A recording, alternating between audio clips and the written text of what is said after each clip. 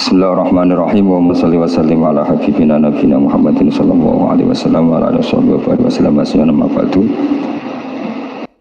Di kitab Nailul Ma'mul itu, di kitab Usul Fikih, saya berkali-kali cerita ini karena ini untuk menunjukkan bahwa Quran itu liqaumi ya'qilun, liqaumi yatafakkarun. Ada seorang kiai, seorang ustadz, kiai dulu itu emang orang soleh, alim terus jadi kiai. Kalau kiai sekarang tuh macam-macam, nganggur terus ingin jadi kiai, terus daftar gitu. Ada lowongan di yayasan, masuk ingin jadi ustadz karena dengar ada gajinya. Dulu tidak ada seperti itu, udah. Makanya dulu itu kalau ustadz kiai pasti soleh karena dia alim terus ingin orang lain tuh mendapat ilmunya. Kalau sekarang nggak ada yayasan sehat, guru gajinya sekian. Yang nggak ingin jadi ustadz tuh daftar karena ada gaji. Apalagi ada kabar, ada gaji, ada mes, ada wah yang daftar banyak. Tapi mentalnya ada kiai sebetulnya. Ya kalau sampean tanya itu baik dah Gus, ya setengah baik. Ya maksudnya setengah baik, ya ada baik ngajar itu kan baik. Tapi setengah saja karena motifnya itu nyari gaji, bukan ingin mencerdaskan umatnya Rasulullah SAW. Itu Imam Amudi itu guru matematika. Saya nggak bosan-bosan cerita ini, guru matematika. Muridnya sampai takut, ini masuk surga ndak? Kiai kok ndak ngajarin istighosa atau tahlil, malah ngajarin apa? Matematika. Beliau meninggal, terus muridnya tanya, ma fa'alallahu bik, kira-kira gitu. Apa yang dilakukan Allah? Allah nyambut Anda gimana? Terus kata Imam Amudi, bagus saya disuruh ngajar malaikat. Karena malaikat kan ndak pernah kayak anak beki gini ngaji gini. Malaikat itu tidak pernah ngaji, dia iman saja karena tahu surga, tahu neraka, terus iman gitu aja. Jadi imannya malaikat itu nggak keren kita. Imannya loh ya. Loh itu yang ngendikan Nabi loh, tidak saya. Nabi pernah tanya sama sahabat, iman yang paling keren siapa? Jawabannya sahabat malaikat. Ya enggak, karuan malaikat iman. Dia yang tahu surga, neraka, tahu segalanya, masa ada imannya, pasti iman lah katanya. Terus ya para sahabat engkau iman ya wajar kan menangi saya, nemuin saya. Yang hebat itu orang-orang yang tidak melihat saya, tidak saya didik, tapi tetap iman. Karena dididik akal, ya tadi dididik Quran, apa dididik Quran. Sama siapa? Teks bahasa Arabnya masa enggak? Terus Imam Amudi kata Allah, suruh dia ngajarin para malaikat, cara menemukan saya. Malaikat dikumpulin, terus Imam Amudi disuruh ngajar. Sama singkat kata-katanya Allah di mimpi itu. Istadilla ala wahdaniyati. Di hadrati malaikati, tolong ajarkan cara menemukan saya padahal Anda ini manusia yang tidak melihat saya. Anda di Jakarta kan lihatnya gedung-gedung. Paling jadi khayal, terus nikmat lah, Anda ikut punya tapi ikut nikmati. Itu orang desa-desa kalau ke Jakarta itu pokrol. Wah di Jakarta itu gedungnya tinggi-tinggi, tidak kayak kampung sini. Lu udah ikut punya, ikut bangga. Di Jakarta orangnya cantik-cantik, tidak kayak orang sini. Padahal dia ya dapat orang cantik gitu. Jadi Allah itu saking pinternya, miskin-miskin ya bisa berkhayal dan bahagia. Nah, itu alhamdulillah betul. Akhirnya itu apa ini anak-anak begini saya tak niati ngajar standar anak-anak akademik. Terus pertama yang diajarkan hanya bilang gini, sama siapa teknya? Ya malaikat wahi para malaikat. Terus beliau bilang, nisbatus naini wassalasah ila malanihayatalahu nisbatul far'i ilal asli. Angka itu jumlahnya berapapun, 2, 3 sampai triliunan. Semuanya itu nisbatul far'i ilal asli. Binisbat ilal wahid, nisbatul far'i ilal asli. Angka 2 ya cabangnya 1, 3 ya cabangnya 1, 1 triliun ya cabangnya 1. Tetap yang asal usul adalah angka 1. Itu nangis semua malaikat. Cara Jawa itu mandekman kue iman kaya imanku. Makanya imannya umatur Rasulullah SAW itu PD-nya, yakinnya kayak imannya malaikat. Kalau Tuhan itu 1. Karena angka agak bisa dimulai kecuali dengan angka 1. Makanya nisbatus naini wassalasah ila malani hayatalahu iku nisbatul far'i ilal asli. Semuanya itu nisbatnya cabang ke induk. Berarti semua alam raya ini tetap asal usulnya 1. Yaitu qul huwallahu ahad. Nah, itu namanya akal. Umatnya Rasulullah itu ditinggali mukjizat akal lewat panduan Quran sehingga meskipun kita tidak menangi Rasulullah, tidak menangi sahabat, kita tidak tahu malaikat Jibril, tapi cara iman kita ini tidak kalah keren. Yakin, hakul, yakin. Terus kedua, gambar. Kamu gambar rumah, gambar hewan, gambar apa saja. Mesti dimulai satu titik. Entah gambar kamu bagus, entah jelek, tetap dimulai satu titik. Nah, titik ini namanya nuktotul wujud. Semua alam raya dimulai dari satu titik, yaitu nuktotil wujud. Makanya Quran dimulai bismillah, dan bismillah itu dipilih sama Allah pakai pertama ba itu ada titik. Itu kata semua ulama. Itu titik itu singkatan dari bi kana makana wa bi yakunu mayakun. Karena saya semuanya ada. Bi itu karena saya. Jadi makanya santri-santri beki tidak usah bayangkan kamu jadi wali terus bisa terbang ke Mekah, tidak usah. Kalau terbang ke Mekah ya sudah umroh aja bayar. Kalau enggak ya maklaran KBH atau apa. Pokoknya cari gratis itu. Ya gratis kan ya. Dapat orang 10 gratis. Satu. Terus orang enggak umroh-umroh dirayu-rayu supaya umroh. Repot. Itu pelanggaran fikih itu. Kalau orang punya utang itu wajibnya nyaur utang dulu gitu. Wah, repot. Saya itu juga sering bingung di kampung-kampung. Gus sama umroh. Kenapa? Dapat gratisan. Minta uang saja buat nyaur utang. Enggak boleh. Wah, secara fikih yang wajib itu nyaur utang bukan umroh. Gak boleh Gus diminta uang, gak boleh, harus umroh. Udah gitu saya ini bingung Gus mau umroh. Gak nikmati, kenapa? Disuruh ngajar Gus. Repot semua kalau ibadah mergawe ya jadi bingung semua. Ya saya mohon anak-anak BK semua yang seneng Quran itu harus seneng sampai kayak saya. Sehingga tahu, mencari Tuhan dengan cara tauhid yang berbasis akal. Itu sedzahir imannya malaikat. Jika di klasmen iman itu manusia ulul ilmi, kita-kita yang nekuni ilmu itu nomor 1 prakteknya. Karena nomor 1 itu Allah karuan kan, syahidah wa, Allah kan gak tertandingi, syahidah wa annahu la ilaha illallah, terus wal malaikatu. Malaikat kan karuan karena langsung menyaksikan surga, dan ketiga apa? Wa ulul ilmi. Berarti prakteknya kan nomor 1, kalau kompetitornya semuanya manusia, ulul ilmi nomor berapa? 1 kan? Nah nomor 3 kan dari Allah, malaikat, ulul ilm. Berarti kalau kompetisinya antar manusia nomor berapa? 1 kan? Nah kenapa ulul ilmi di nomor 3 kan tapi dari Allah, malaikat, ulul. Kerennya kayak apa? Karena cara iman ulul ilmi itu enggak ada ragunya sama sekali. Kamu ragu enggak kalau 2 itu cabang dari 1, asalnya 1? Enggak pernah ragu kan? Semua gambar seruat apapun dimulai dari 1 titik. Ragu enggak? Enggak kan? Nah, imannya umatnya Nabi karena dipandu oleh Quran itu seyakin itu, sehakul yakin itu. Nah, itu terus Jubair bin Mut'im jadi iman. Am khuliqu min ghairi syai'in am humul khaliq. Terus kata Allah lagi, kalau kamu tidak percaya saya yang bikin langit bumi ya gampang dong, kamu saja yang ngomong kalau kamu yang bikin. Paling orang sepakat kamu stres. Terus hanya ayat gitu, am khalaqus samawati wal ardh. Kalau kamu tidak yakin Allah yang bikin, ya silakan Anda klaim saja kalau kamu yang bikin langit bumi. Bala yukinun. Kamu juga gak mau kan dibilang stres. Ya, ini ngaji ilmu dulu, nanti bagian terakhir ijazah. Bismillahirrahmanirrahim. Ini riwayatul Bukhari. Haddatsana Abdullah bin Yusuf, haddatsana Les, haddatsana Sa'id al-Maqburi an-Nabi Hurairah radhiyallahu anhu qala an-Nabi sallallahu alaihi wasallam. Ma minal anbiya'i nabiyyun illa qad u'tiya minal ayat ma mithluhu amana alaihil bashar. Wa innama kana alladhi utituhu wahyan awhahu wa ilayya fa arju an akuna aktsarahum tabi'an yaumal qiyamah. Dados kita tahu semua nabi itu punya mukjizat. Ya, semua nabi itu punya apa? Mukjizat. Mukjizat itu hal yang luar biasa yang memastikan manusia itu tidak bisa menyainginya atau menandinginya. Dan rata-rata mukjizat Nabi dulu itu fisik. Misalnya ontanya Nabi Soleh itu kan onta tapi keluar dari batu, itu kan aneh. Aneh sekali. Atau tongkat Nabi Musa bisa simsalabim mengeringkan laut apa? Merah. Semua Nabi itu punya mukjizat dan semuanya berbentuk fisik. Kecuali mukjizatul Rasulullah Shallallahu Alaihi Wasallam itu berupa Al-Quran. Al-Quran itu konsep ilmiah.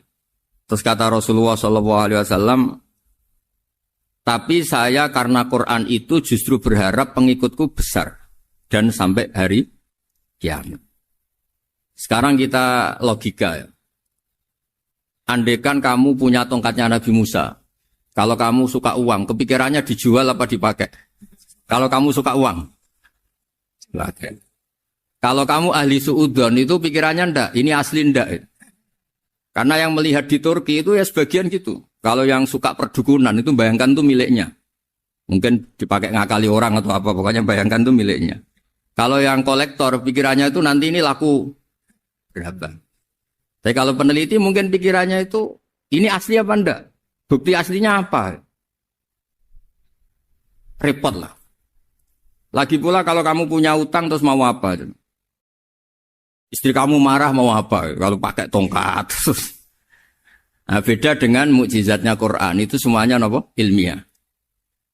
Orang yang sedang harmonis dengan istri bisa pakai ayat di antara ayat-ayat Allah itu apa? Wa ja'ala bainakum mawaddatan warahmah.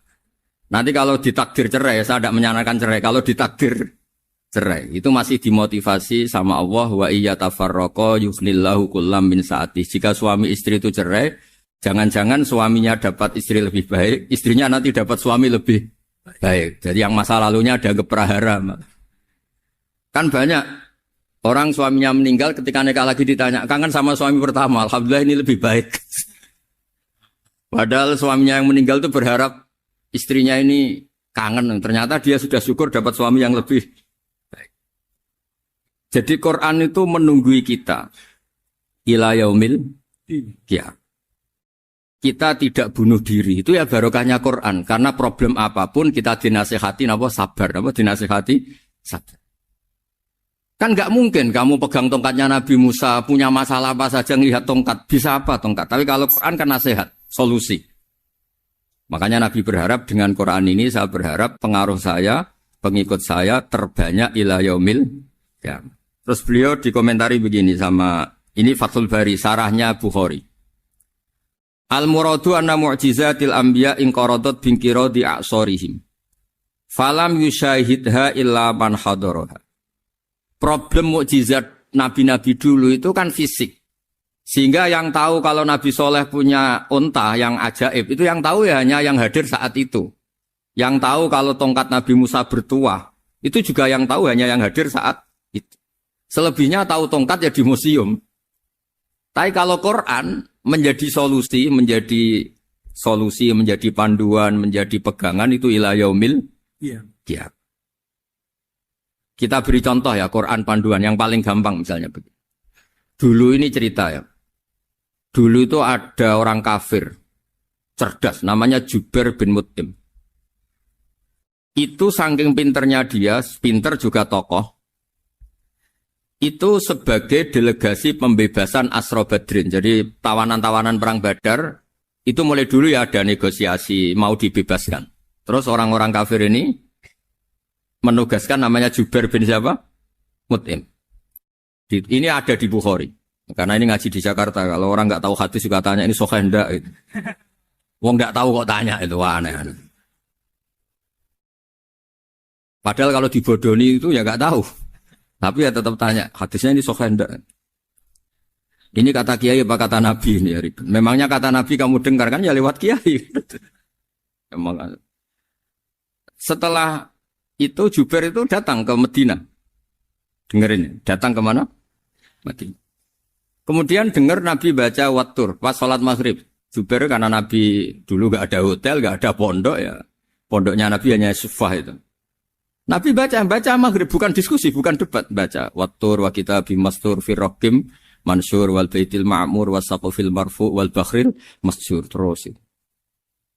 Kemudian sampai pada titik ayat am khuliqu min ghairi syai'in. Masa manusia atau alam raya yang maujudat, yang nyata, yang wujud, nyata. Kemudian asal-usulnya itu ketiadaan. Ini kan hadhil alam maujud, alam ini kan nyata. Masa sesuatu yang nyata, penciptanya itu tidak nyata. Jadi gak mungkin ada faham nihilisme. Kalau faham nihilisme berarti melahirkan teori begini. Al-adamu yakhluqu maujudan, sesuatu yang tidak ada, menciptakan yang, itu kan akal gak bisa nerima. Kalau sesuatu ini ada, penciptanya pasti ada.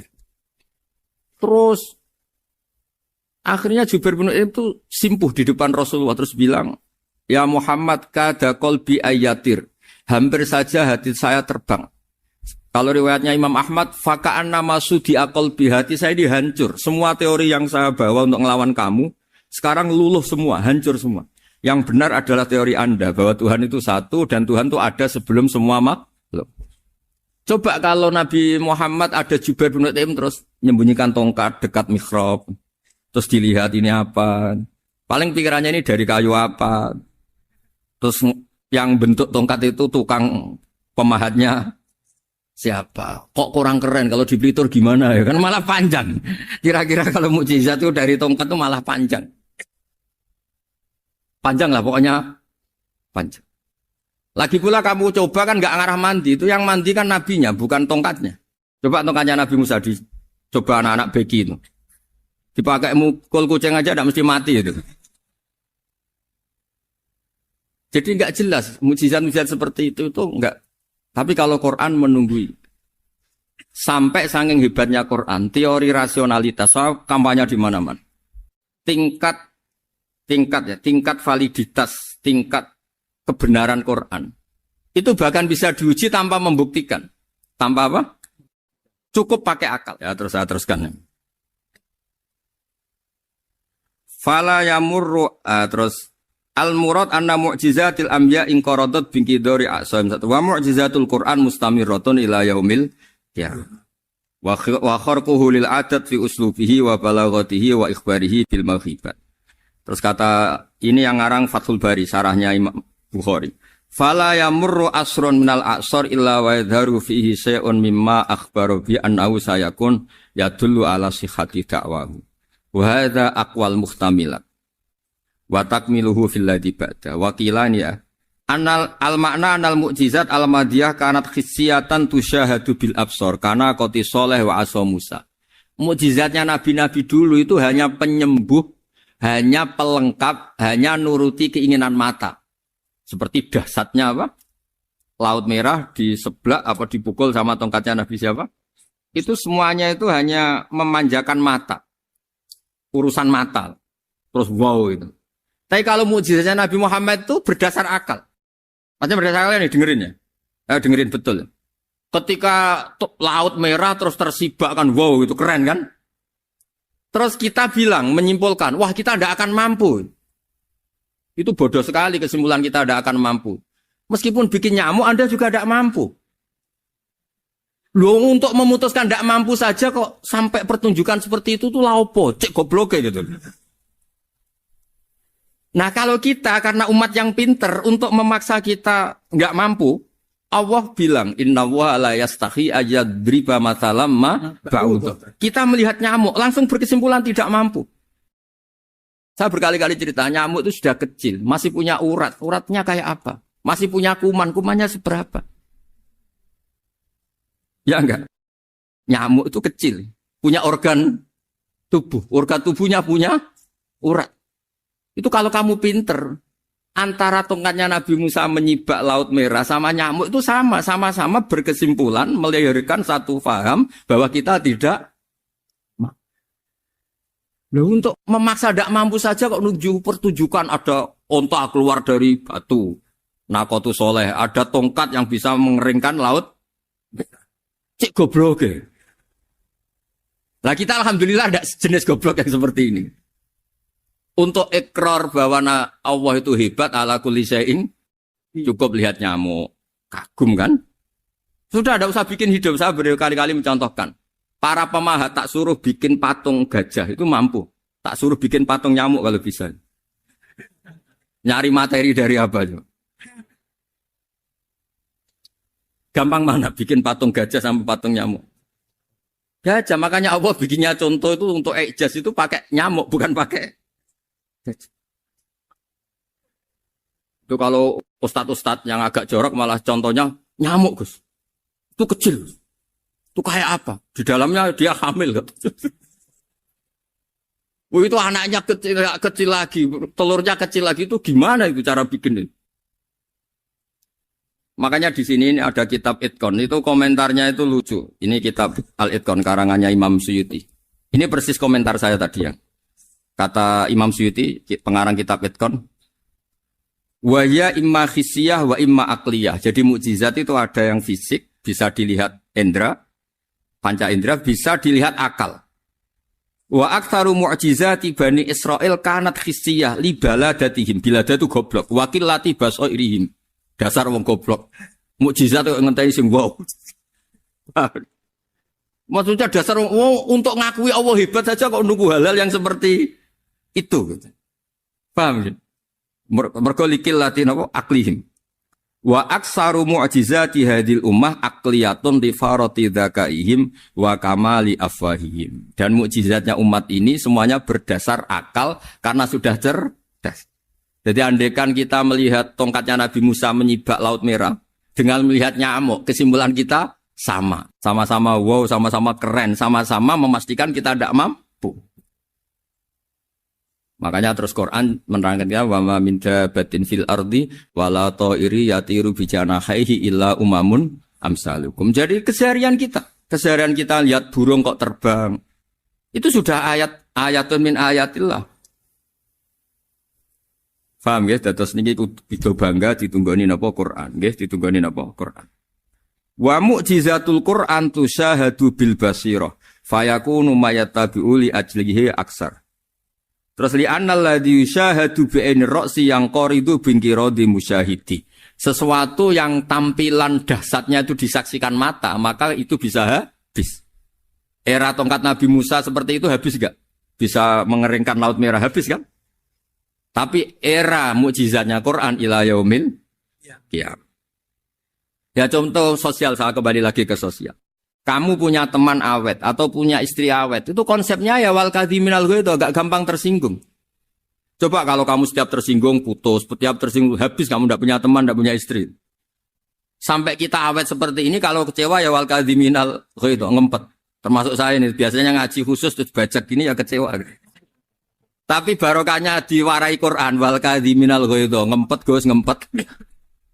Terus kecewa sama teman, kenapa tidak putus? Karena wal afina aninna, sudah kalau kecewa maafkan. Coba kalau kita kecewa presiden demo, kecewa menteri demo, kecewa orang tua minggat. Ya kalau dicari, kalau tidak kan malu. Saya itu punya teman tak tanya, kecewa besar sama bapak itu. Kenapa tidak minggat? Malu. Kenapa malu? Takut gak dicari. Itu orang tuh paling malu itu kalau keluar dari rumah gak di. Saya punya teman lagi, saya ini takut mati. Gus. Kenapa? Takut istri saya tidak nangis. Gus. Itu kematian terburuk itu kalau mati tahu istrinya ada nangis, itu malu betul itu. Makanya jangan mati, pokoknya pastikan orang sekitar ada nangis itu baru berani mati, kalau enggak jangan. Ya jadi mukjizatnya Nabi itu luar biasa. Nah ini terus saya teruskan ya, makanya mukjizat terbesarnya Nabi adalah Al-Quran. Karena Al-Quran itu cerita tentang hukum-hukum akal, cerita tentang logika-logika peradaban. Misalnya logika peradaban, contoh paling gampang. Di Quran itu ada sekian ayat yang Allah cerita peradaban. Misalnya wa ahsinu innallaha yuhibbul muhsinin. Itu dikutip, terus kemudian disimpulkan dalam peradaban. Kata Sayyidina Ali karramallahu wajhah, ngendikannya gampang. Ahsin man syi'ta takun amira. Kamu berbuat baik saja sama seseorang, maka otomatis kamu akan jadi pemimpinnya. Ada orang gak tamat SD, gak tamat papa, gobloknya minta ampun. Tapi karena gaji seorang pakar, kamu tak gaji 1 bulan 1 miliar, perusahaan saya jadikan besar. Itu dikongkan ngalor ngidul ya nurut. Hanya karena dia ihsan. Terus wastaghni amman syi'ta takun nadhira. Saya ulang lagi. Wastaghni amman syi'ta takun nadhira. Dan kamu jangan butuh orang lain, siapapun dia, maka kamu akan setara. Misalnya ada menteri orang antri mau salim, tapi kamu tidak butuh, kan tenang saja. Tapi kalau kamu butuh, habis kamu. Ya kan? Kamu tidak butuh seseorang, maka kamu posisinya akan setara. Kamu harus sopan karena punya utang jasa. Kalau nggak punya apa-apa kan setar. Ya enggak? Misalnya kamu jajar rektor atau jajar menteri, jajar apa saja. Kalau kamu tidak punya utang kan, kamu jajar menteri tidak punya utang. Sama jajar satpam tapi punya utang, takut mana? Kalau butuh itu mesti kalah kan? Ada pejabat misalnya nggak begitu cantik sama perempuan cantik yang kamu butuh ingin dicintai, takut mak. Padahal nggak jelas orang ini pangkatnya apa. Jadi dalam hukum sosial itu kata Sidin Ali, wastaghni aman syi'ta takun nadhira. Kamu jangan butuh seseorang maka kamu akan setara. Terus yang terakhir, wahtas ilaman syi'ta takun asiro. Asiro pakai sin. Dan silahkan butuh seseorang maka kamu akan jadi budak dia. Ya coba misalnya Anda seorang profesor, seorang alim, seorang kiai top. Misalnya mencintai janda di ujung kampung sana, jalan kaki 2 kilo. Padahal itu gak tamat SD. Tapi gara-gara seneng, kacau kan? Logika kepangkatan hilang semua kan? Jadi itu hukum peradaban. Itu mewakili isi-isi sosial yang diterangkan Quran. Ya, jadi paketnya 3 tadi ya. Ahsin man syi'ta takun amiro. Kamu berbuat baik sama seseorang, maka kamu bisa memimpin. Wastaghni amman syi'ta takun nadhira. Kamu jangan butuh seseorang, maka kamu akan setara. Bok kamu ketemu orang terkaya di dunia. Yo ketemu orang terkaya di dunia, kamu jejer, kamu tidak butuh dia. Tenang kan bisa setara kan? Tapi kalau butuh, harus sopan, ngajukan proposal, harus berakhlak karimah.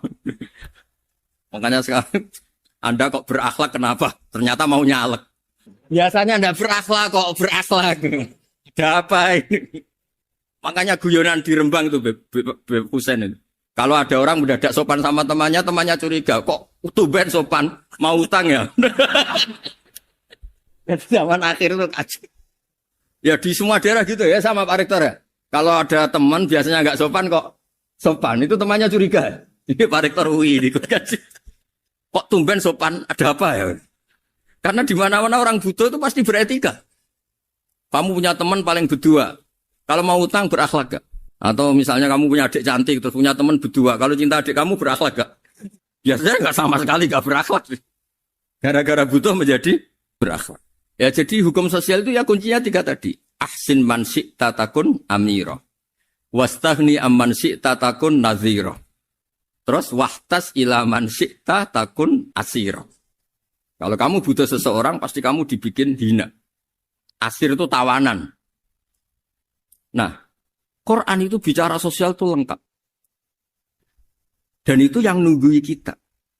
Kita punya tetangga yang kurang baik, ya seneng. Punya tetangga baik, ya seneng. Kata Imam Syafi'i, saya berkali-kali cerita. Kok seneng semua Imam Syafi'i? Ya bagus lah. Kalau yang seneng saya enak lah. Dijak jagongan, dijak ngopi enak. Yang gak seneng saya, gak ngarah utang. Uang itu nak. Kamu punya tetangga, gak seneng kamu. Aman kan? Aman. Gak akan pinjem uang kan? Pinjem mobil. Wong gak seneng kok. Makanya Imam Syafi'i itu kalau ngedikan luar Syafi'i. Diceritain orang. Ya Aba Abdillah bagiannya. Ya Aba Abdillah orang itu gak seneng kau. Bagus lah. Loh kenapa bagus? Waman asa'a ilaika faqad atlaqaka. Orang yang gak seneng kamu, maka membebaskan kamu. Gak akan pinjem uang, pinjem mobil. Gak akan ganggu waktu kamu. Kan gak seneng. Justru yang seneng-senengi masalah pinjem terus. Imam Syafi'i itu orang yang anggap dunia itu selesai.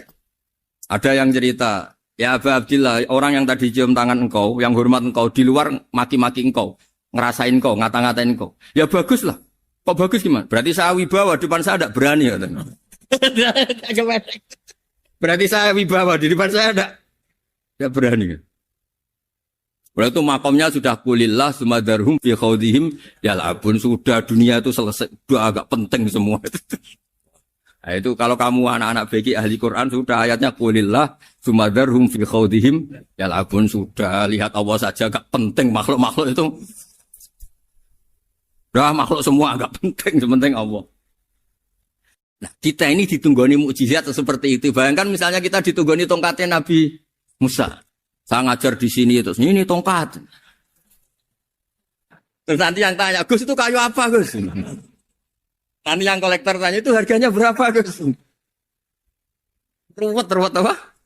Ternyata yang ahli suudon itu asli gak Gus? Wah. Yang ahli suudon kan mesti tanyanya gitu, itu asli gak Gus? Repot-repot pokoknya. Tapi kalau Quran kan jelas. Al-Quran adalah satu kitab suci yang diturunkan kepada Nabi besar Muhammad Sallallahu Alaihi Wasallam. Dan di antara ciri Al-Quran adalah menjelaskan kebenaran secara jelas, secara gamblang. Sebagaimana firman Allah, bahwa Rasul adalah Rasulun minallah yatlu suhufam mutahharah. Rasulullah diutus oleh Allah Subhanahu wa taala ketika penduduk Makkah sangat-sangat jauh dari kebenaran. Mereka adalah penyembah berhala yang dikira sebagai Tuhan, dan jumlahnya Tuhan-Tuhan itu banyak sekali. Suatu saat Rasulullah mendakwahkan bahwa Tuhan itu satu dan harus satu. Tapi kata mereka, kenapa Muhammad menjadikan Tuhan satu? Padahal urusan kita banyak, problem kita banyak. Harusnya Tuhan itu juga banyak. Ini yang diceritakan dalam surat Shad, Aja'alal alihata ilaha wahida inna hadza lasyai'un ujab. Bagaimana mungkin urusan kita yang banyak, yang harusnya butuh Tuhan banyak, kemudian menjadi hanya Tuhan satu. Lalu Rasulullah dengan sabar, dengan telaten memberi penjelasan. Dan ini yang disebut al-bayyinah, penjelasan yang sangat jelas, sangat gamblang, sangat rasional. Kata Rasulullah dalam sebuah hadis yang diriwayatkan dalam Musnad Ahmad, tagnya begini, orang-orang yang menyembah selain Allah itu ibarat kama thali rojulin istaro abdan min kholisi malih biwarikin au dhahabin faja'ala ya'malu. Mereka mau bekerja tapi wayu'ti hullatahu ila ghairi sayyidi fa'ayyukum sarrohu ayyakuna abduhu kadzalik. Nabi lalu kemudian bikin analogi, wahai masyarakat Mekah, bagaimana kalau Anda ini jadi seorang pembantu atau seorang budak, lalu punya majikan banyak. Dan semua majikan Anda ini punya perintah yang beda-beda, punya selera yang beda-beda. Semuanya atasan Anda, semuanya majikan Anda. Apa Anda senang punya majikan yang banyak? Lalu mereka bilang, wah susah Muhammad kalau kita punya majikan banyak. Tuhan kamu adalah majikan kamu.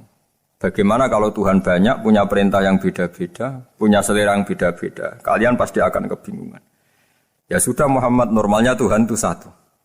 Sehingga mereka tercerabut dari pemikiran bahwa Tuhan harus banyak. Ini yang dimaksud dalam surat Al-Bayyinah, lam yakunil ladzina kafaru min ahlil kitab wal musyrikina munfakina hatta ta'tiyahumul bayyinah. Bahwa orang-orang kafir, baik kafir ahli kitab maupun kafir musyrik Mekah, mereka tidak pernah terlepas dari sifat kekafirannya, yaitu menuhankan banyak Tuhan, sampai datang sebuah bayinah. Bayinah itu argumentasi kebenaran yang begitu jelas. Setiap membawa kebenaran, argumentasinya meyakinkan. Itu siapa? Rasulun minallah yatslu suhufam mutahharah, yaitu Rasul yang membacakan lampiran-lampiran suci, yaitu Al-Quranul Karim. Dengan penjelasan analogi tadi, kemudian orang-orang Mekah sadar, susahnya kayak apa kalau Tuhan banyak, lalu perintahnya beda-beda, seleranya beda-beda, hukumnya beda-beda. Ini membingungkan. Akhirnya mereka ngakui bahwa pentingnya logika tauhid. Nah ini yang Rasulullah ini benar-benar berstatus bayyinah. Kemudian analogi betapa buruknya kita saat menyembah selain Tuhan. Lalu Rasulullah mencontohkan sebagaimana yang saya kutip tadi dari Musnad Ahmad. Misalnya Anda punya pembantu atau zaman dulu budak. Anda beli dari harta kamu, dari uang kamu. Kemudian budak ini kerja. Yang ngasih makan kamu, yang fasilitasi kamu, toko milik kamu, semua milik kamu. Kemudian dia kerja dan hasil dari kerjanya dia dikasihkan ke orang lain. Kamu senang tidak punya budak yang seperti itu, kata Rasulullah. Wah kita semua tidak senang Muhammad. Sama seperti itu. Kamu adalah bisa makan rezeki dari Allah. Kamu nempat di buminya Allah. Kamu minum dari air yang dibikin Allah. Kemudian Anda menyembah selain Allah. Itu aneh apa enggak? Menyembah zat yang tidak memberi rezeki kamu, yang tidak bikin bumi untuk kamu, yang tidak bikin langit untuk kamu, yang tidak bikin fasilitas air untuk kamu. Aneh enggak? Semenjak itu mereka berpikir betapa buruknya mereka menyembah berhala, menyembah arca, menyembah Yesus, menyembah macam-macam. Nah ini yang disebut Rasulullah adalah orang yang benar-benar bayyinah. Ketika melontarkan kebenaran, benar-benar jelas sehingga diterima secara akal yang sehat.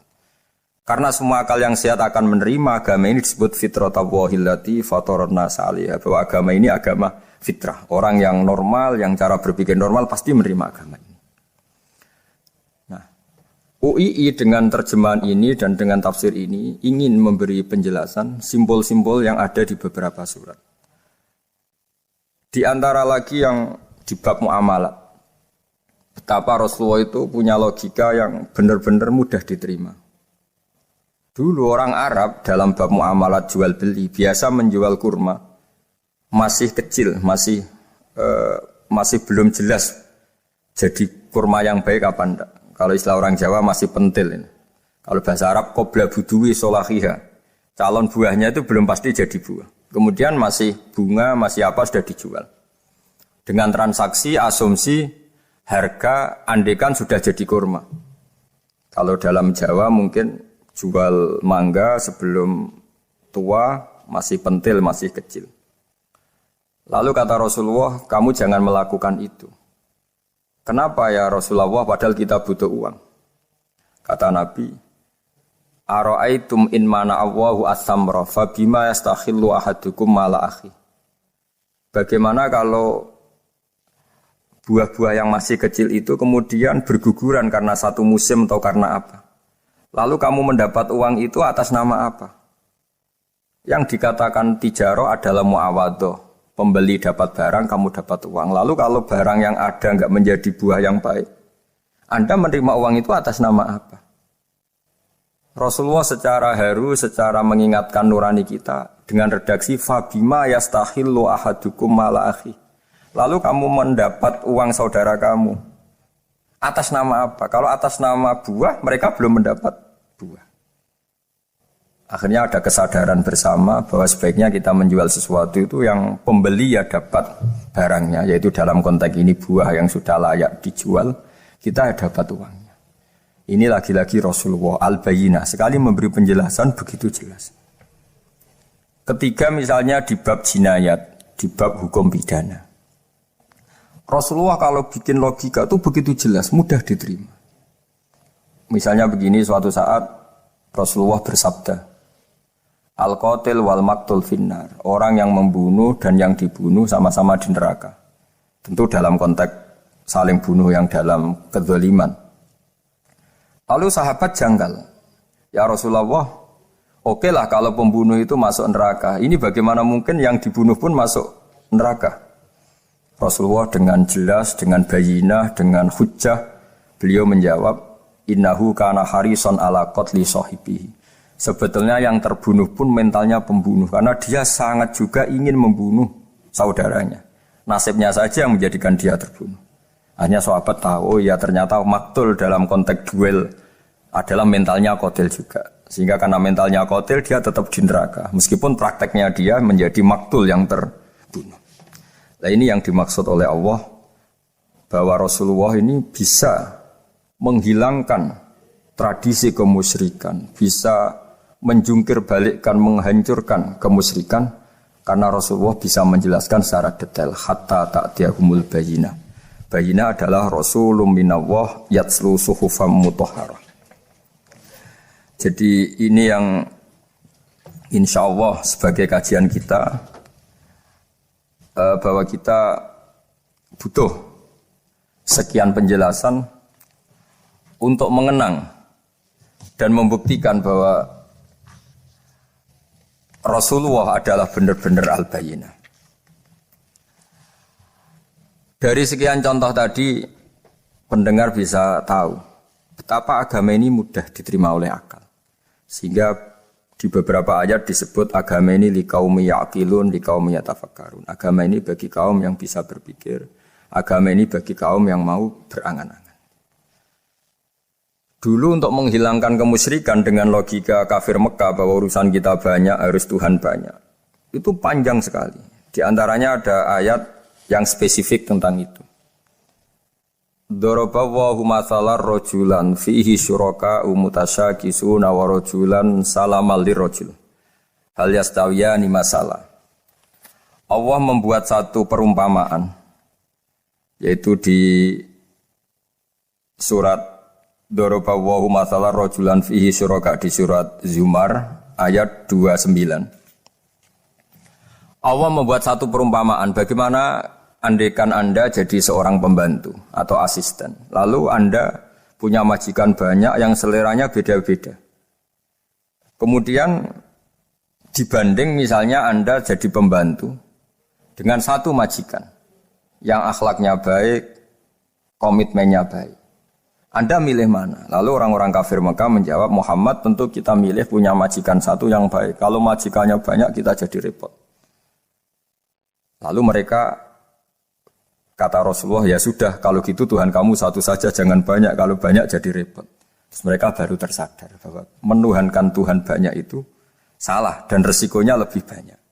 Ini disebut munfakina hatta ta'tiyahumul bayyinah. Mereka orang-orang musyrik enggak mau tercerabut dari akar kemusyrikannya sampai datang al-bayyinah. Sebuah bukti kebenaran yang begitu jelas, begitu nyata. Siapa kebenaran itu?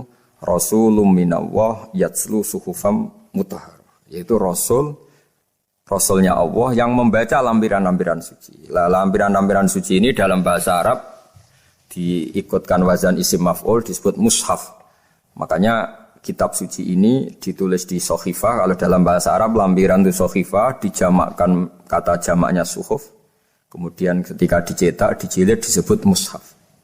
Sehingga alhamdulillah UII Universitas Islam Indonesia punya mushaf, punya terjemahan, punya tafsir. Ini diharapkan kita sebagai ulama, sebagai dai, sebagai ustadz bisa warasatul anbiya. Karena kata Rasulullah al ulama warasatul anbiya.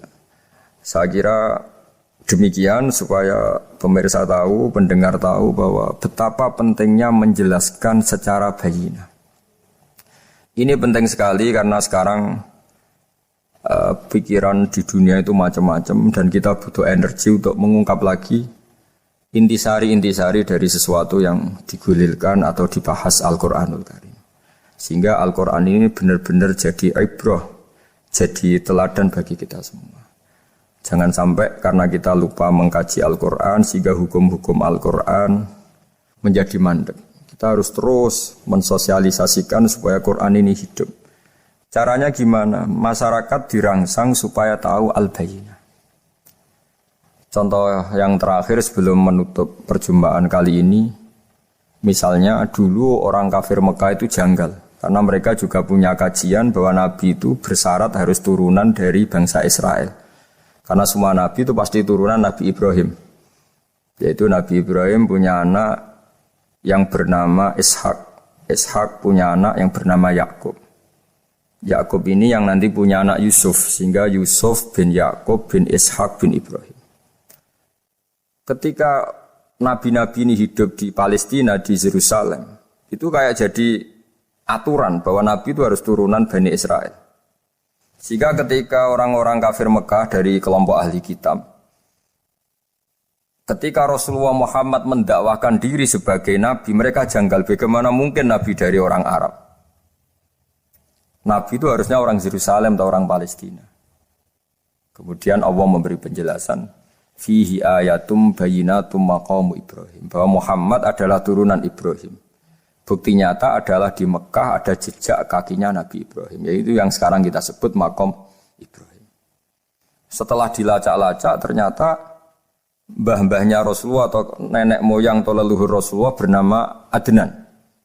Adnan ini kata sejarah-sejarah disepakati wa adnanu bila raibin intadzawil ulumin nasabiyah ila dzabihi Ismaila nisbatuhu wa muntama. Bahwa Adnan ini tertulis secara sejarah lengkap bahwa dia turunan dari Nabi Ismail.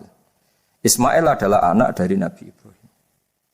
Kemudian makom Ibrahim ini juga dibuktikan sekian sejarah bahwa Ibrahim pernah di situ.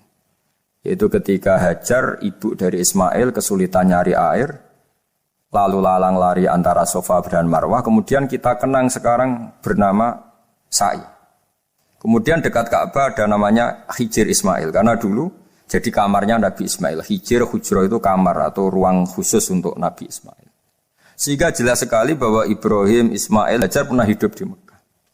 Lalu lagi-lagi orang kafir Mekah yang dari kelompok ahli kitab sadar bahwa Muhammad jadi nabi layak karena dia juga turunan dari Ibrahim alaihis salam. Ini yang disebut fi ayatum bayyinatum maqamu Ibrahim, bahwa di kawasan Mekah, kawasan Bakkah atau kawasan Hijaz jelas sekali ada jejak-jejak Nabi Ibrahim. Lagi-lagi ini bayyinah. Nah, bayyinah ini yang bisa menghilangkan sifat kemusyrikan, sifat kekufuran. Karena lewat penjelasan yang panjang ini, kemudian benar-benar diketahui bahwa Muhammad jadi nabi itu sah. Karena dari segi dakwahnya benar, perilakunya benar, hujahnya benar.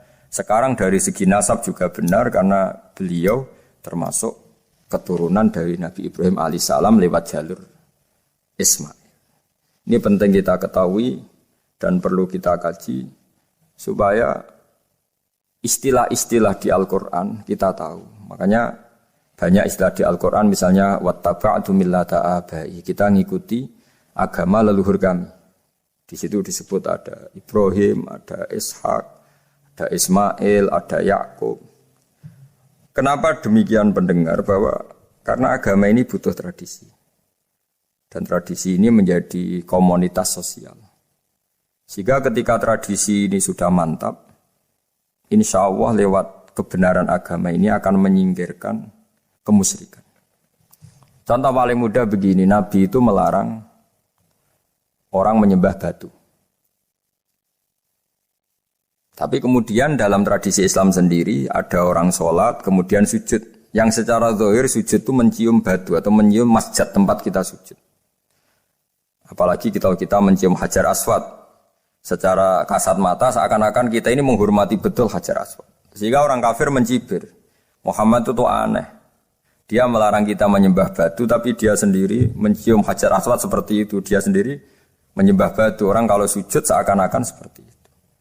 Tapi lewat penjelasan Nabi bahwa kita sujud hanya kepada Allah. Kita kalau sujud baca sajadah wajhililladzi khalaqahu wa sawwarahu wa syaqqa sam'ahu wa basarahu bihaulihi wa quwwati fatabarakallahu ahsanul khaliqin. Wajah kami sujud kepada Zat yang menciptakan wajah kami, yang mengasihi kita pendengaran, yang mengasihi kita pandangan.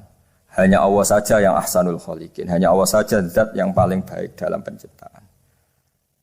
Ini penting sekali saya katakan bahwa sehingga sujud kita yang seperti itu adalah simbol tawadhu. Tidak ada kaitannya dengan kita ini menyembah batu. Sehingga kita tradisikan ke anak-anak saat sujud baca subhana rabbiyal a'la wa bihamdi.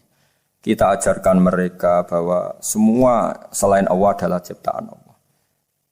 Jadi andai kan nggak ada tradisi tauhid yang dijelaskan begitu detail. Saat kita haji bilang labbaik Allahumma labbaik, labbaik la syarika lak labbaik. Innal hamda wan ni'mata laka wal mulka la syarika lak. Ya. Setiap kita haji mengitari Hajar Aswad kita bilang nikmat semua dari Allah. Enggak ada syarik bagi Allah, enggak ada mitra bagi Allah, enggak ada sekutu bagi Allah.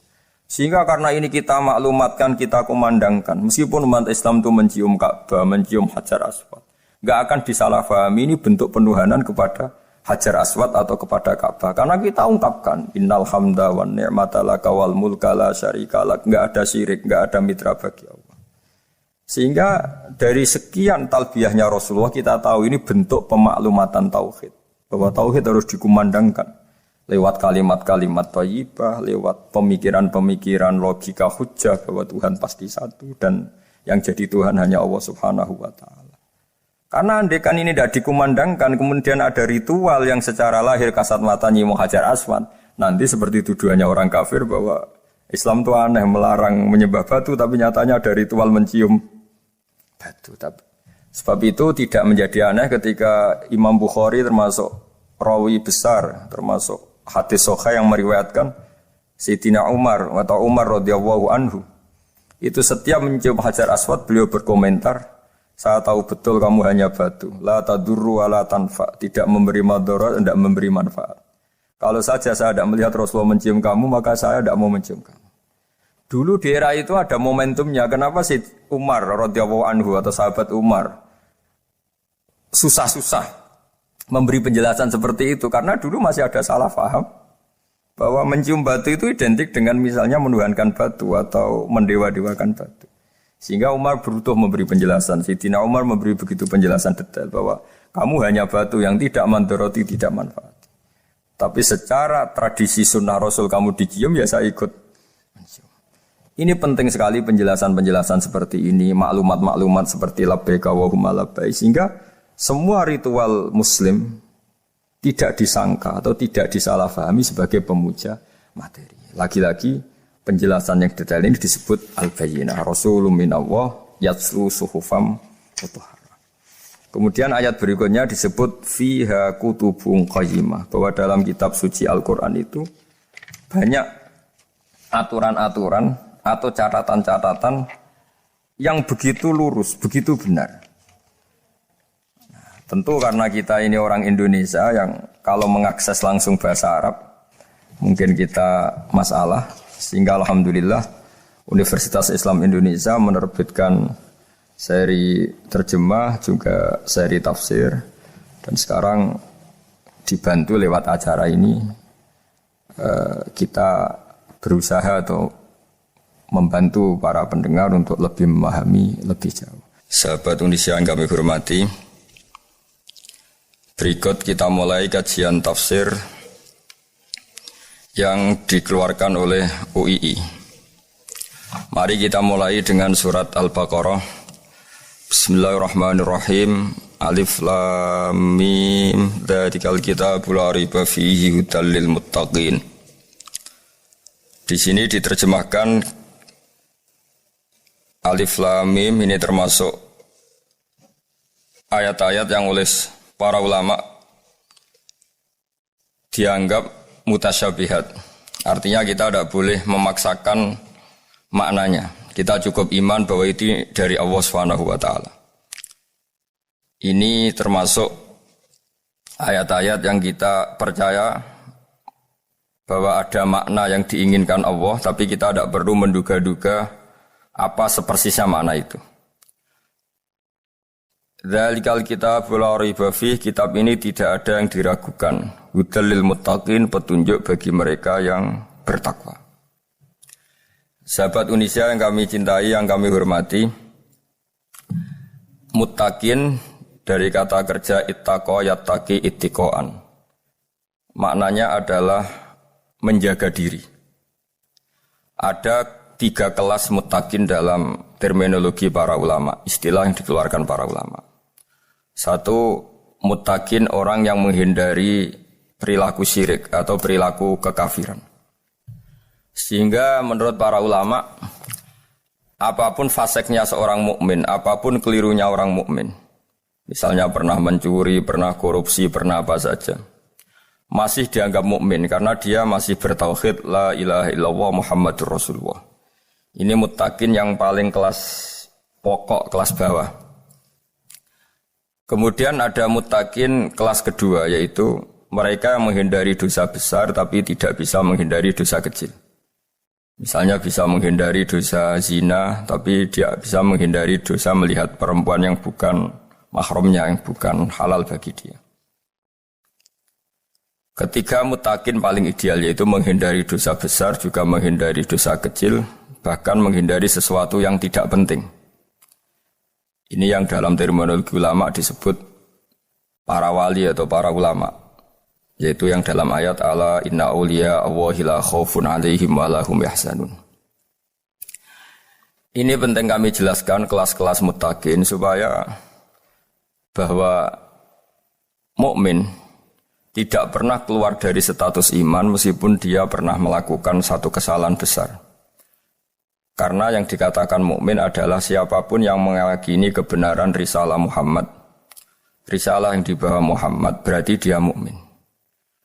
Soal dia melakukan dosa atau apa saja itu menjadikan dia fasik, tapi tidak keluar dari status mukmin.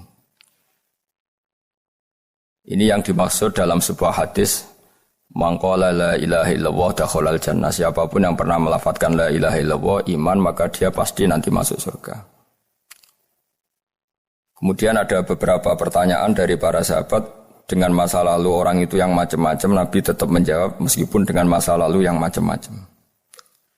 Sebab itu perlu dikaji serius, sebagaimana ada yang ditafsir Sawi bahwa muttaqin itu dari kata kerja ittaqa yattaqi ittiqaan atau ittaqa yattaqi taqwan. Ini maknanya orang yang menjaga diri. Tentu menjaga diri ini ada yang kelas premium, kelas sempurna. Jadi sesuatu apa saja yang bahaya kita jaga, termasuk dosa kecil, melakukan hal yang tidak penting. Ada orang mukmin yang hanya bisa menjaga dari dosa kekafiran, dosa kemusyrikan. Ini pun dengan segala kesalahannya masih ada kemungkinan dimaafkan Allah. Karena Allah pernah berfirman, innallaha la yaghfiru ayyushraka bihi wa yaghfiru ma duna dzalika liman yasha. Allah tidak akan memaafkan dosa syirik, tapi Allah masih bisa memaafkan atau masih berkenan memaafkan dosa di luar syirik. Kemudian yang perlu dimengerti oleh sahabat Indonesia adalah makna la raiba fihi. Ini yang perlu kami ungkap, bahwa Al-Quran ini tidak ada keraguan padanya. Tidak ada keraguan, ini yang mudah kita teliti karena kita orang Indonesia. Mungkin rasa-rasa sastra Arab enggak kental. Mari kita teliti dari segi makna, karena makna ini rasa dan rasa itu universal. Begini misalnya, dulu orang-orang kafir Mekah karena mereka penyembah berhala, penyembah Tuhan-Tuhan yang banyak, itu memprotes. Mereka memanggil tentu masih Muhammad, belum ya Rasulullah. Muhammad, kamu mengajak ke Tuhan berapa? Rasulullah menjawab, ke Tuhan yang satu. Lalu mereka bertanya, Muhammad urusan kita ini banyak, problem kita banyak. Tuhan banyak saja tidak bisa menyelesaikan, apalagi satu Tuhan. Ini yang diceritakan dalam sebagian ayat disebut, Aja'alal alihata ilaha wahida inna hadza lasyai'un ujab. Bagaimana mungkin Tuhan itu satu? Harusnya Tuhan itu banyak karena urusan kita banyak. Lalu Rasulullah dengan bimbingan Tuhan, bimbingan Allah mendatangi mereka, kemudian Nabi menjelaskan, Tuhan itu adalah ketua kalian, Tuhan itu adalah pimpinan kalian.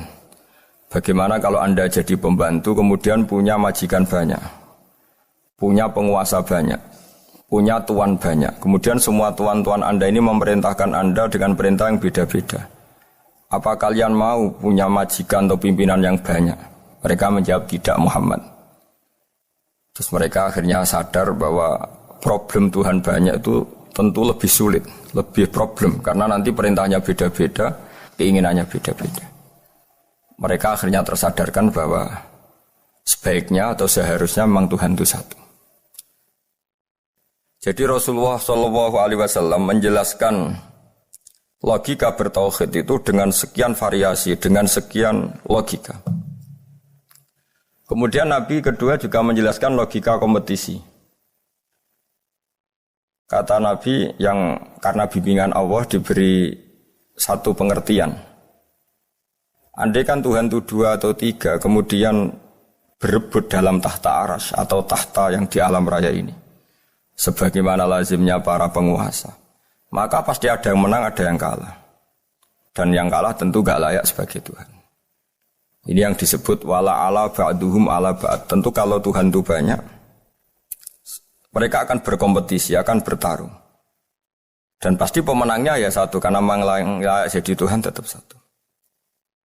Sadarlah bahwa orang-orang kafir Quraisy, orang-orang kafir saat itu sadar pentingnya bertauhid. Ketiga, Nabi juga menjelaskan tauhid secara ilmu logika. Begini para pendengar. Kalau dalam teori ilmu tauhid yang agak jelimet dijelaskan begini. Jika ada 2 Tuhan, maka alam raya ini enggak menjadi alam. Logikanya adalah 2 Tuhan ini bisa kamu katakan sama-sama kuat. Ketika sama-sama kuat kemudian ingin menciptakan langit. Yang satu ingin menciptakan bumi, yang satu menolak menciptakan bumi misalnya. Atau yang satu ingin menciptakan langit, yang satu menolak ingin menciptakan langit. Kemudian ternyata bumi ini terbukti wujud. Logika awam adalah yang berhasil menciptakan bumi berarti Tuhan, yang gagal atau kudrohnya gagal, kemampuannya gagal tidak bisa menciptakan bumi, gagal menjadi Tuhan. Ini logika awam. Logika ini pun kita terima. Tapi kalau menurut logika ahli tauhid, ahli pakar-pakar logika, cara berpandangan begini. Ketika Anda mengatakan ada 2 Tuhan yang sama-sama kuat, kemudian terbukti yang satu mampu menciptakan bumi, yang satu tidak. Bahasa Anda mengatakan sama-sama kuat ini sudah batal dari awalnya, karena terbukti bahasa Anda salah, sama-sama kuat ternyata yang satu tidak mampu. Sehingga dalam pikiran orang-orang ahli tauhid mengatakan, Membayangkan Tuhan saja itu enggak kebayang karena turunan kata ini pasti selalu salah. Karena tadi misalnya dikatakan andai kan ada dua Tuhan, kemudian yang satu mampu menciptakan bumi, yang satu enggak. Padahal Anda tadi bilang sama-sama kuat, ternyata terbukti yang satu enggak kuat. Berarti kata Anda sama-sama kuat ini salah. Ini pula yang diajarkan Rasulullah lewat bimbingan Allah, lewat wahyunya yang disebut Kulau kana fihi ma alihatun illallahu la fasadata. Karena kalau ada dua Tuhan, pasti kamu sifati sama-sama kuat. Ternyata sifat sama-sama kuat ini batal demi hukum, karena ternyata yang satu tidak mampu menciptakan bumi. Atau kamu sifati dua Tuhan ini sama-sama lemah. Itu tidak mungkin lagi, karena ternyata bumi ini terbukti wujud. Pasti penciptanya ini tidak yang sangat kuasa. Jadi logika-logika tauhid sedemikian dibangun oleh Rasulullah lewat bimbingan Allah Subhanahu wa taala. Logika keempat supaya kita iman dan tambah kuat imannya adalah logika yang mudah dicerna oleh kebanyakan orang atau yang bisa diindra. Begini misalnya dalam sebuah ayat di surat Al-Kahfi, kemudian di awal surat Al-Ahqaf, kemudian di sebagian surat At-Tur, ada penjelasan begini. Ketika Rasulullah mengajak manusia menyembah Allah, kemudian orang-orang kafir tanya, lalu Tuhan kamu siapa Muhammad? Tuhan saya adalah Allah menciptakan langit bumi. Terus mereka berandai-andai, ada Lata, ada Uzza, ada Manat, ada Hubal. Itu Tuhan-Tuhan kami. Terus Rasulullah bertanya, apakah Tuhan-Tuhan yang kamu sembah itu memberi kontribusi saat langit dan bumi diciptakan? Mereka menjawab, tidak Muhammad, itu Tuhan-Tuhan yang kami bikin. Begitu juga asumsi tentang Tuhan-Tuhan yang lain. Apakah Isa ikut menciptakan bumi atau menciptakan langit? Tentu jawabannya tidak. Karena Isa lahir di bumi, orang tahu tanggal lahirnya, tahu tahunnya, dan sebelum ada Isa juga sudah ada bumi. Sehingga untuk menetapkan tauhid, berkali-kali Quran tanya, Amman khalaqas samawati wal ardu, siapa sih yang menciptakan langit bumi? Siapa sih yang menurunkan air dari langit? Siapa yang mengatur ini, itu. Akhirnya mereka menjawab, itu semua Allah Muhammad. Begitu juga kemungkinan setan, misalnya setan itu fisik atau makhluk atau apa saja yang tidak kita lihat. Kemudian setan itu lewat rayuannya, lewat tipu dayanya ingin disembah. Kata Allah menjelaskan ini, ma asyadduhum khalqas samawati wal ardi wala khalqa anfusihim. Kamu tidak perlu takut sama setan atau apalagi menuhankan setan. Setan itu tidak yang punya reputasi menciptakan langit dan bumi. Bahkan setan tidak bisa menciptakan dirinya sendiri. Ini menjadi pengetahuan bagi kita betapa bagi pakar-pakar tauhid, ahli tauhid, ketika setan nyatanya diusir dari surga, itu pun versi mereka. Versi mereka pun mengatakan seperti kita bahwa setan itu diusir dari surga dan ya keluar dari surga. Kalau setan itu Tuhan, tentu diusir gak mau, karena di surga itu nikmat. Ketika setan diusir dari surga ya keluar, dia juga jadi makhluk yang hina-dina. Berarti dia tidak punya kekuasaan, bahkan pada dirinya sendiri. Dipaksa keluar dari surga ya keluar, dipaksa menjadi ahli neraka ya jadi ahli neraka, dipaksa jadi apa saja juga dia akan jadi seperti yang dipaksakan. Ini menunjukkan bahwa setan adalah tahta kudratillah, tahta qahrillah, tahta satwatillah, bahwa setan pun dalam kendali kekuasaan Allah. Makanya Allah mengatakan kamu tidak usah menyembah setan, tidak usah nurut sama setan. Setan itu lemah sekali. Karena faktanya dia tidak bisa memaksakan keinginannya. Ini yang oleh Allah disebut dalam firman-Nya inna kaida syaitani kana dhaifa. Setan itu lemah sekali. Ini perlu saya sampaikan ke para pendengar Unisia bahwa bertauhid itu ada sekian logika. Logika kelima adalah logika orang awam. Awam sekali. Suatu saat ada perdebatan antara Abul Hasan al-Asy'ari. Abul Hasan al-Asy'ari ini tokoh ahli sunnah paling populer dalam ilmu logika. Dia mengatakan orang menemukan Tuhan itu harus lewat logika yang cermat. Tidak boleh taklid, hanya ikut-ikutan. Dia harus menemukan satu argumentasi bahwa Tuhan atau pencipta langit itu ada. Kemudian ada satu problem di mana orang-orang kampung atau orang-orang yang lugu atau orang-orang awam itu tidak bisa ilmu logika, ilmu mantek kalau dalam bahasa pesantren. kata Abu Mansur, kata Abdul Hasan Al-Asy'ari, itu masih mungkin. Alhasil para ulama ini meneliti ke orang-orang yang lugu, yang di kampung, yang petani, yang lugu sekali. Apa yang mereka temukan? Ternyata mereka punya cara logikanya sendiri untuk menemukan Tuhan, Sang Pencipta. Pernah suatu saat ada seorang petani lugu, biasa menggembala unta, ditanya, Bima araf tarubak, lalu kamu yang petani ini yang hanya ngurusi sawah, ngurusi ladang, dengan cara apa kamu tahu kalau Tuhan itu ada? Si petani tadi marah besar dan dia mengatakan, Al-ba'ratu tadullu alal ba'ir wa asarul aqdam yadullu alal masir. Kata petani tadi, yang namanya ada kotoran unta, pasti ada untanya. Yang namanya ada jejak kaki, pasti ada yang barusan lewat. Artinya kalau ada makhluk, pasti ada pencipta. Ini logika awam yang mudah. Kita tidak mungkin mengatakan bumi ini pencipta, mengatakan matahari pencipta. Kelihatan sekali kebendaannya, kelihatan sekali bahwa bumi matahari tidak punya ikhtiar, tidak punya kekuatan. Kelihatan sekali sifat-sifat kemakhlukannya. Jika benda-benda ini karuan makhluk, pasti menunjukkan bahwa ada penciptanya, ada khalik. Dalam logika Bedui tadi, si Bedui tadi, kalau ada kotoran sapi, pasti ada sapinya. Meskipun sapinya sudah sekarang nggak terlihat, mungkin sudah jalan kemana. Sama, kalau ada jejak kaki, meskipun orang yang tadi lewat sudah kita nggak tahu, tapi kita pasti tahu, pasti ada yang lewat. Ini yang dimaksud dalam bahasa Arab, al-ba'ratu tadullu alal ba'ir. Kalau ada kotoran sapi atau kotoran unta, pasti ada untanya. Wa asarul aqdam yadullu alal masir. Kalau ada jejak orang lewat, pasti tadi ada orang lewat. Nah, semua metode ini digunakan semua oleh Rasulullah. Logika yang bagi intelektual, logika bagi kaum awam, logika bagi kaum menengah.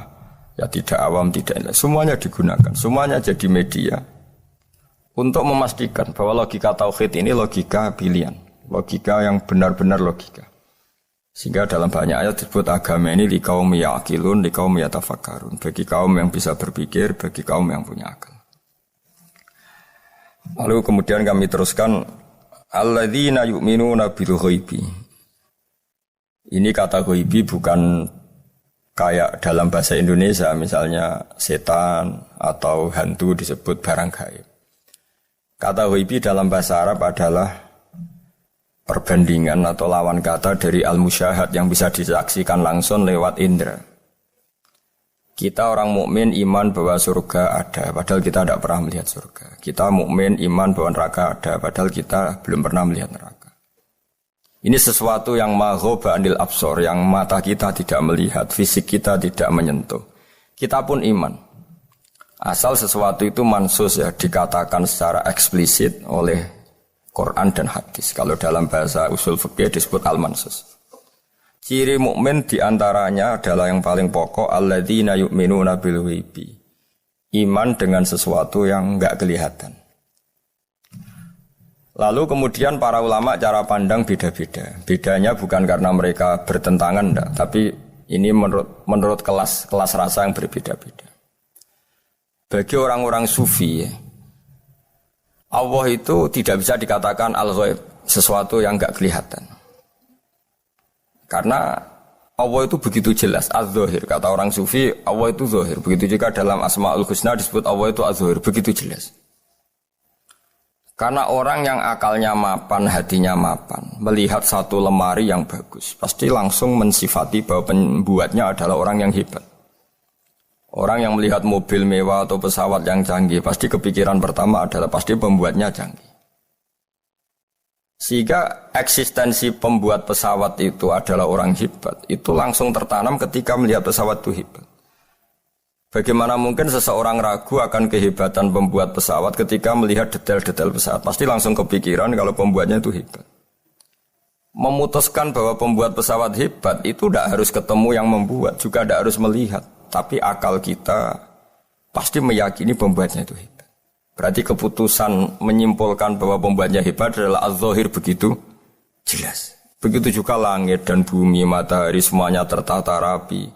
Air dengan fungsi manfaat yang sebegitu hebat, oksigen, semua tanaman, buah-buahan. Meskipun kita tidak pernah melihat Tuhan, tapi akal kita, nurani kita pasti berkeyakinan dan tahu betul pasti pembuatnya itu zat yang super hebat, super bijaksana. Sehingga dalam kategori ini Allah tidak bisa dikatakan suatu yang enggak tersentuh, yang enggak terjangkau. Allah itu az-zahir begitu jelas. Sehingga di antara Asmaul Husna disebut az-zahir. Sebab itu saya menganjurkan atau saya punya saran bahwa alladzina yu'minuna bil ghaibi itu contoh paling mudah itu kayak surga, kayak neraka. Kalau Allah sendiri itu az-zahir, mudah diketahui. Karena tadi orang yang melihat pesawat canggih pasti saat itu juga berkeyakinan dan itu pasti benar, pasti pembuatnya juga canggih. Nah, di sini disebut alam raya ini ayat, semuanya itu bukti kekuasaan Allah. Dalam syair-syair orang sufi masyhur sekali itu wa fi kulli syai'in innahu ayatun yadullu ala annahul wahidu. Setiap sesuatu kejadian di alam raya adalah bukti keesaan Allah, bukti eksistensi Allah Subhanahu wa taala. Sehingga dalam satu kisah normalnya orang itu paling tahu itu dengan dirinya sendiri. Karena dia adalah dia. Tapi kalau Imam Sibawayh seorang pakar nahwu mengatakan a'raful ma'arif Allah. Di alam raya ini yang paling mudah dikenali itu ya Allah, pencipta. Karena andaikan kita sendirian di hutan, kemudian kita mulai punya akal, kita mungkin tidak tahu diri kita ini siapa. Tapi setidaknya kita langsung menyimpulkan bahwa kita tidak bisa menciptakan diri kita sendiri. Ketika kita berkesimpulan tidak bisa menciptakan diri kita sendiri, pasti kita terus berkesimpulan ada di luar kita yang menciptakan kita. Nah, sebab itu kenapa sifat mencipta ini yang pertama kali dikenalkan oleh Allah kepada nabinya untuk dikenalkan kepada umatnya. Yaitu disebut Iqra bismi rabbikal ladzi khalaq. Muhammad, bacalah dengan nama Tuhanmu. Sifat Tuhan yang paling mudah dikenali oleh siapapun adalah sifat pencipta. Karena ketika seseorang yakin dia lahir sudah ada bumi, dia lahir sudah ada langit, dia pasti akan tahu bahwa dia ada penciptanya. Sehingga paling mudah mensifati Allah atau mensifati Tuhan adalah bismi rabbikal ladzi khalaq. Terus kemudian di antara ciri orang baik adalah wa yuqimunas shalat. Kemudian beriman kepada yang gaib, menegakkan salat.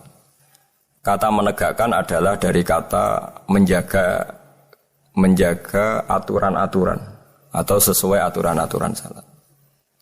Kita tahu dalam salat ini ada beberapa syarat yang harus dipenuhi. Misalnya harus wudu, harus suci di tempat yang suci. Terus ada syarat-syarat dalam internal salat, dia harus baca Fatihah, harus tumakninah, macam-macam. Itu eksistensi definisi salat. Kemudian kata berdiri juga diartikan para ulama, eksistensi salat harus diketahui secara publik, secara sosial. Karena sesuatu itu punya eksistensi kalau jadi konsensus atau diakui oleh publik. Di sini agama mewajibkan sholat jamaah. Kata banyak ulama, jamaah itu fardu kifayah. Bahkan ada yang mengatakan fardu ain. Harus dijalankan orang banyak secara massal dan harus di tempat yang terbuka. Sehingga kata para ahli fikih, andaikan ada orang jamaah di dalam rumah tidak diketahui oleh banyak orang, belum mencukupi atau belum menggugurkan kewajiban jamaah.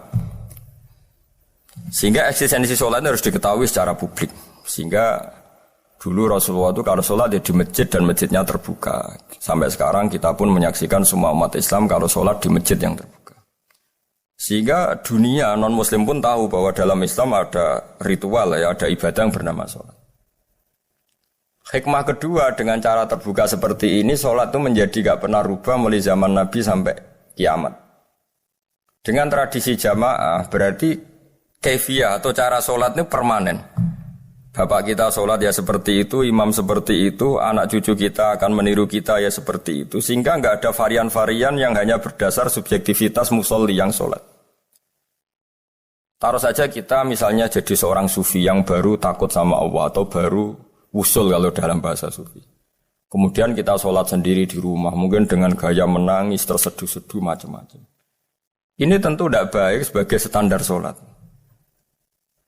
Begitu juga ada anak atau pedagang yang kesusu atau tergesa-gesa kemudian sholat hanya sekian 2 menit 1 menit. Ini juga agak baik. Meskipun itu boleh dilakukan individu-individu, tapi kalau dalam sholat jamaah, orang harus manut imam, dan ada standarnya, misalnya tumaknina itu biqadri subhanallah, jadi ada ukurannya. Ini penting saya utarakan bahwa hikmah jamaah itu bukan sekedar dapat pahala 27 kalau sendiri, dapat pahala 1 itu enggak. Tapi ini menjaga eksistensi sholat supaya ya seperti ini terus sampai kiamat. Sehingga orang Indonesia atau orang Afrika, orang mana saja, itu ketika haji atau ketika saling berkunjung di negara lain, itu enggak akan kaget dengan cara-cara sholatnya, karena seluruh dunia kefiahnya caranya sama. Ini semua barokah dari jamaah. Maka Rasulullah itu enggak banyak ngendikan tentang caranya sholat, beliau hanya ngendikan shollu kama ra'aitumuni usolli. Sudahlah kamu pokoknya makmum saya, nanti caranya kamu sholat sama seperti saya seperti ini. Sehingga kata menegakkan sholat adalah bisa kita tegakkan kalau kita aparat negara ya bikin-bikin aturan supaya eksistensi sholat enggak terganggu. Kalau kita seorang kultural juga mensuasanakan sholat, dan supaya kefiahnya atau caranya sholat ini benar, kita tradisikan jamaah. Sehingga anak kecil ngikuti yang besar, yang bodoh ngikuti yang pinter dengan satu cara. Itu barokahnya jamaah. Sehingga wa yuqimuna sholat itu, sholat kita dirikan baik secara personal, dengan cara-cara tumaknina, kita suci di tempat yang suci. Maupun kita tegakkan, kita maklumatkan, kita jadikan konsensus bahwa sholat ya seperti ini. Sehingga tidak ada khayal-khayal lagi dalam Islam. Misalnya nyuwun sewu ada aliran yang mengatakan, ya kalau Tuhan itu kan enggak bebas arah, bebas tempat. Terus dulu pernah ada orang sesat sholat sampai 4 rakaat 4 arah, alasannya Tuhan itu tanpa arah. Enggak akan terjadi seperti itu. Karena ijma'nya umat Islam, konsensus umat Islam akan menolak faham yang seperti itu. Jadi saya mohon sekali, ini pentingnya jamaah. Dengan jamaah maka caranya sholat, cara meyakini madhab kiblat dan sebagainya terjaga ila yaumil kiamah, sampai hari kiamat. Terus sifatnya orang mukmin lagi, wa mimma razaqnahum yunfikun, dan menafkahkan sebagian rezeki yang kami berikan. Ya ini termasuk zakat, sedekah. Jadi ada sebuah riwayat mengatakan inna fil mali haqqon, harta itu ada haknya, yaitu zakat. Tapi ada juga saran inna fil mali haqqon siwa zakat, di luar keharusan zakat juga ada hak-hak kita untuk memberikan sebagian rezeki kita. Taruh saja misalnya saya punya uang 10 juta. Secara nisab zakat belum sampai 1 nisab, karena 1 nisab itu sama dengan nilai 84 gram emas. Itu kalau diuangkan, kalau 500 ribu ya sekitar 42 juta. Tapi kita sebelum punya 1 nisab pun tetap ada keharusan mengeluarkan sebagian. Yaitu tentu dalam fikih kita wajib mengeluarkan uang untuk anak kita, untuk istri kita. Itu yang wajib-wajib. Kemudian ada sosial, kita nyumbang masjid, nyumbang yatim piatu, macam-macam. Sehingga kata para ulama, ciri utama mukmin diantaranya adalah melakukan zakat, baik zakat yang fardu maupun zakat yang sunat.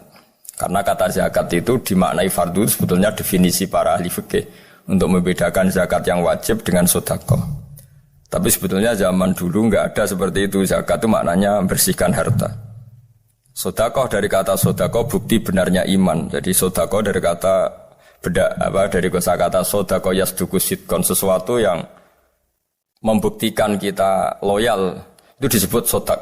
Kita nikah, mas kawin di bahasa Arab kan sodak, dari kata sodako juga. Kita bukti iman, loyal, kita sodako. Bukti bahwa kita teman akrab disebut siddiq atau sodik. Kalau dalam bahasa Arab teman namanya juga sodik, karena cara bertemanan secara benar, secara loyal. Sehingga wa mimma razaqnahum yunfikun ini ya memasukkan zakat yang dalam terminologi fikih, yaitu zakat yang zakat al-wajibah, atau zakat yang dengan makna lughat, yaitu ya artinya asal membersihkan harta kita, entah lewat zakat, sedekah, hadiah kepada orang-orang yang kita hormati, semuanya juga masuk dalam definisi zakat atau wa mimma razaqnahum yunfikun. Kemudian sifat terakhir dari orang muttaqin adalah walladzina yu'minuna bima unzila ilaika wa ma unzila min qablika bil akhirati hum yuqinun ulaika ala hudam mir rabbihim wa ulaika humul muflihun. Di sini diterjemah mereka yang beriman kepada kitab yang kami turunkan kepadamu dan yang diturunkan sebelum kamu. Ini kata yang diturunkan sebelum kamu penting sekali karena ciri utama Nabi adalah dia tidak pernah beda dengan Nabi sebelumnya. Karena kebenaran tauhid pasti tunggal. Nabi-nabi dulu pasti mengajarkan tauhid, hanya menyembah Allah. Enggak mungkin Nabi berikutnya kemudian bikin ajaran baru dalam tauhid.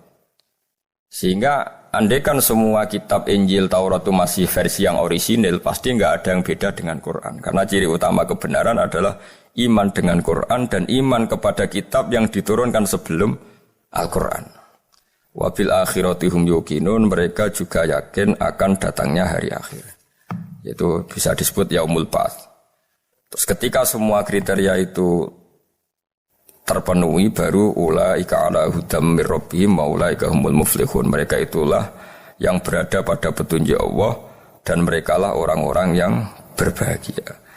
Para pendengar sahabat Indonesia, semoga kajian ini bermanfaat. Dan ini mulai ayat 1 sampai 5 dalam surat Al-Baqarah, yaitu surat yang dalam tartibnya mushaf nomor 2 setelah Fatihah. Jadi kalau dalam ulumul Quran disebut ada surat yang berdasar nuzulul Quran, yaitu surat Iqra, kemudian Muddatsir. Ada urutan surat yang berdasar tartibul mushaf, yaitu yang kita punyai sekarang, yaitu Fatihah, terus Baqarah dan seterusnya. Dan urutan-urutan ini pun sesuai petunjuk Rasulullah SAW. Saya kira demikian. Mohon maaf atas semua kesalahan. Wassalamualaikum warahmatullahi wabarakatuh.